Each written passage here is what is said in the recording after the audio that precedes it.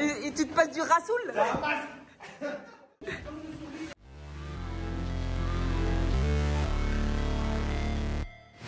Never break, always fight, never quit, do it right, play the game, win it life, have no shame, there's no time, feel the pain, live the grind, I could change, in my mind, pick a lane, commit and climb, the only way to win it life, I never miss that fact, taking big swings, hand to the bat. Bonjour et bienvenue dans ce nouvel épisode. Je vous mets ici les épisodes précédents si vous ne les avez pas encore vus. Je vous fais la visite de la maison, je vous montre le projet. Ensuite, nous avons vidé toute la maison entièrement. Puis nous avons cassé les cloisons, le carrelage, la chape pour pouvoir y mettre plus tard un chauffage au sol. Mais ça, c'est pour bien plus tard. Aujourd'hui, on s'occupe principalement du mur porteur. Alors, le mur porteur, c'est important d'être accompagné d'un professionnel parce que, comme le dit son nom, c'est un mur porteur. Donc de là, il porte toute la structure de la maison. Donc pour pas qu'elle s'écroule, il faut évidemment prendre certaines précautions. Une des premières précautions à prendre, c'est remplacer ce mur porteur en attente par des étais. Donc il faut poser des étais à peu près à tous les 80-90 cm pour pouvoir supporter de part et d'autre la portance du mur porteur que l'on va abattre. Ensuite, on abat le mur porteur. Alors, bien entendu, il faut s'équiper, lunettes, casque, chaussures de protection, etc.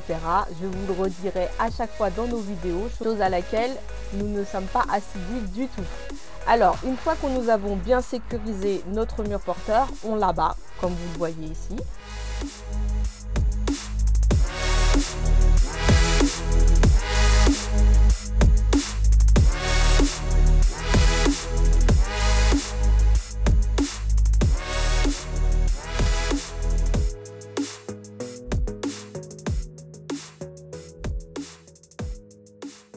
Le but ici est d'obtenir un grand espace de vie. Donc pour ça, on abat le mur qui est à l'entrée entre le couloir et l'ancien salon. On abat le mur qui est entre le salon et la première chambre. Puisque dans les combles, on va tout réaménager, mettre des nouvelles chambres. Donc on s'est dit qu'une chambre au rez-de-chaussée suffira amplement.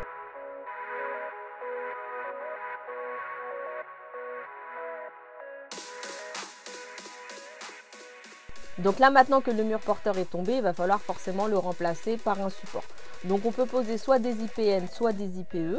Ils sont tous les deux en acier, ils permettent de supporter la structure et d'assurer la stabilité. Que ce soit un IPN ou que ce soit un IPE, la portance est à peu près la même. Mais ça, c'est aux professionnels d'en juger.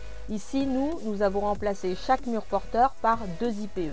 La différence entre l'IPN et l'IPE, c'est que l'IPN, lui, je vous le mets là ici en image, il dispose d'ailes ayant une pente de 14% à l'intérieur. Quant à l'IPE, lui, il a des ailes parallèles en intérieur comme en extérieur, comme vous pouvez le voir ici. Alors pour pouvoir poser ces IPE ou ces IPN, il nous faut bien sûr des poteaux. Donc là, les poteaux en béton sont faits de part et d'autre pour le côté salon. Et pour l'entrée, nous en faisons qu'un et nous creusons dans le mur porteur qui se trouve juste en face pour pouvoir les mettre à l'intérieur. Donc chaque poteau est d'abord fait avec un coffrage. Le coffrage nous permet d'avoir la bonne largeur en fonction des IPE que l'on met. À l'intérieur de ce coffrage, on y met du ferraillage. Une fois qu'il est fait, la ferraille au milieu, le coffrage autour, on coule le béton. Le béton doit être légèrement liquide pour qu'il puisse bien se tasser.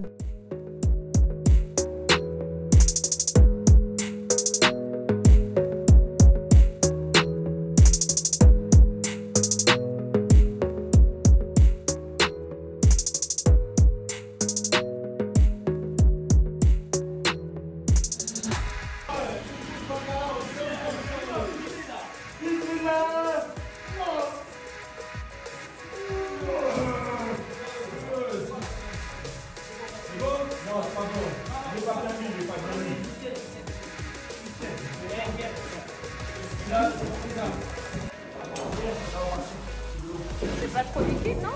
C'est pas trop liquide? D'accord.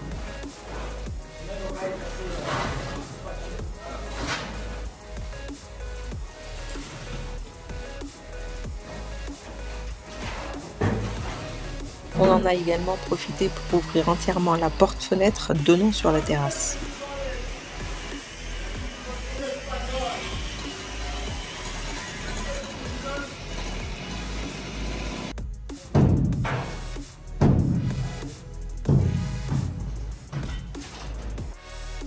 Passé 24-48 heures, nous avons décoffré, on a gratté un peu pour pouvoir préparer l'arrivée des IPE.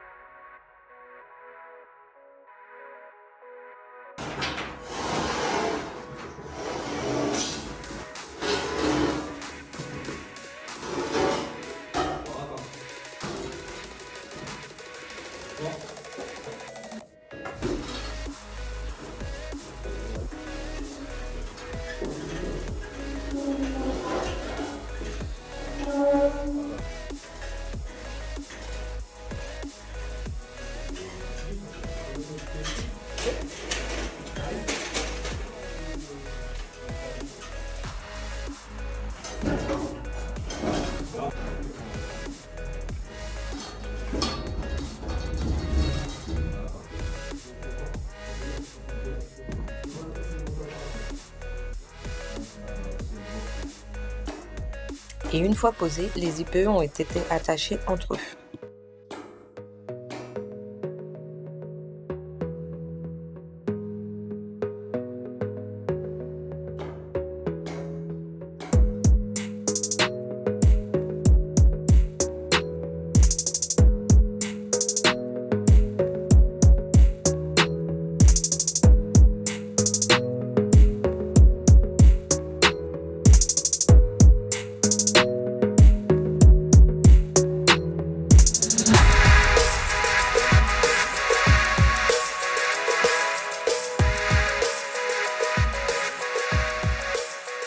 Et voilà, le mur porteur est enfin abattu, nous pouvons profiter pleinement de cette grande surface. On se retrouve la semaine prochaine, on retourne sur le toit. Si vous avez aimé cette vidéo, n'oubliez pas de la liker, de la commenter et de la partager. Pour voir la suite de cette rénovation, n'hésitez pas à vous abonner et je vous dis à la semaine prochaine. Bye!